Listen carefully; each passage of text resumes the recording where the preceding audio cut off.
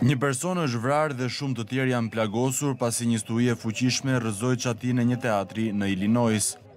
Rreth 260 persona ndodheshin në teatrin Apollo, kur çatia nuk mbajti më dhe ra. Në 19:55 me orën lokale, rreth 2 të mëngjesit me orën tonë. Autoritetet amerikane kanë deklaruar se si pasojë e rënjes, të paktën 5 persona të tjerë ndodhen në gjendje të rëndë. Një seri tornadosh të fuqishëm kaluan nëpër shtete të ndryshme në 24 orët e fundit, duke vrarë në total 4 persona. Dëme të konsiderueshme u raportuan në disa zona të jugut dhe Midwestit, me shtetet e Arkansasit dhe Missourit që shpallën gjendjen e jashtëzakonshme. Ndërkohë, 10 mijëra të tjerë kanë mbetur pa energji.